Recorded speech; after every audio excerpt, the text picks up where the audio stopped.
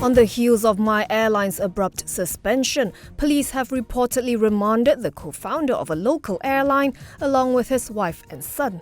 According to a Bernama report, Bukit Aman Commercial Crimes Investigation Department Director Datuk Sri Ramli Muhammad Yusof said the trio was nabbed yesterday to facilitate investigations under the Anti-Money Laundering, Anti-Terrorism Financing and Proceeds of Unlawful Activities Act 2001. The report said the individual, who bears the title of Datuk, and his wife and son have been remanded for 4 days. My Airline suspended its operations last week, citing financial pressures. This came shortly after its CEO Rainer Teo quit earlier this month. Its single largest shareholder, Datuk Alan Goh Hwan Hua, is said to be willing to relinquish all his shareholding to interested investors.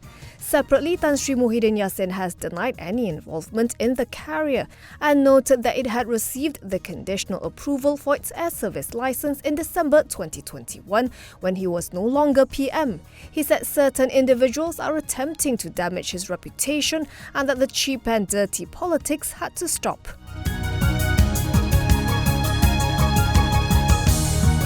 Putrajaya is considering raising the floor for paid-up capital and accumulated capital for new property developers to ensure only companies with solid financial position and track record of completed project execution can be involved in the housing sector.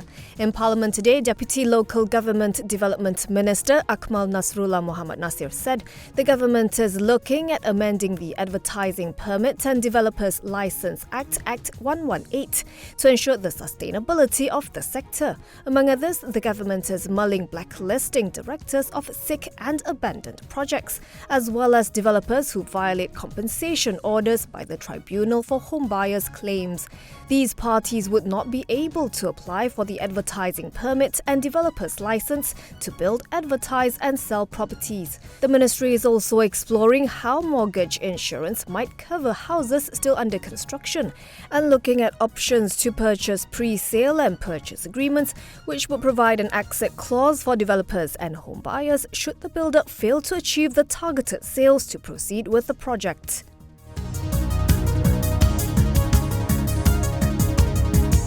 Prime Minister Datuk Sri Anwar Ibrahim said it is more important to prioritise good governance over taxation as Putrajaya seeks to combat leakages and corruption.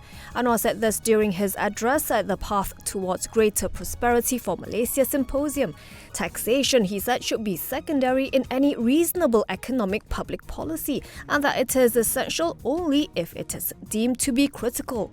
The Premier reminded attendees that Malaysia has two major issues: governance and corruption, which is systemic. He pointed out specific areas of concern, including diesel subsidies, noting that while demand for the fuel surged during the pandemic, it did not correspond to the actual need of public vehicles. This spelled significant financial losses due to leakages to the tune of billions, with funds funneled offshore or lost to border smuggling. According to Anwar, sales of subsidised diesel have increased by up to 40% since 2019, although the number of vehicles using diesel has only increased by less than 3%.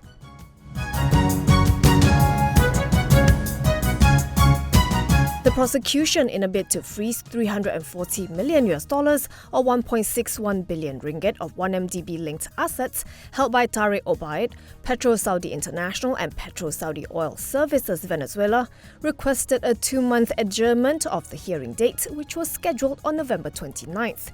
This was due to the introduction of an undisclosed new witness, for whom authorities are still in the process of recording a statement. This witness is believed to be former 1MDB General Counsel Jasmine Liu, whom the authorities arrested in July. The court then fixed February 20th next year for the final hearing date. The prosecution, via its forfeiture application, is attempting to recover funds currently being held in an escrow account. It claims that $300 million was transferred from 1MDB to PetroSaudi to form a joint venture company, and that the funds were meant for Turkmenistan and Argentina's energy ventures. Instead, it was rerouted within PetroSaudi entities to establish drilling operations in Venezuela. The sum in the escrow account is now $340 million.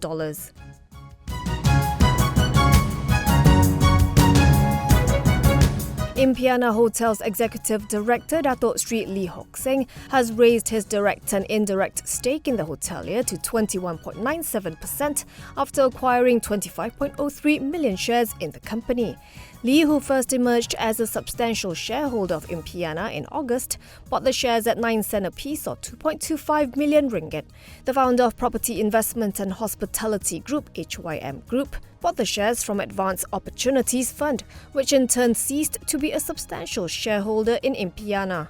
For the 6 months ended June 30th, 2023, Impiana's net loss widened to 6.63 million ringgit from 6.35 million ringgit on higher finance cost, despite revenue rising 17% to 12.28 million ringgit.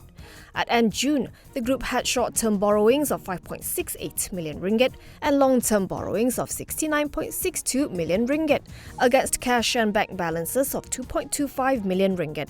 Shares in Impiana settled unchanged at 9.5 cents today, giving the group a market capitalization of 76.67 million ringgit.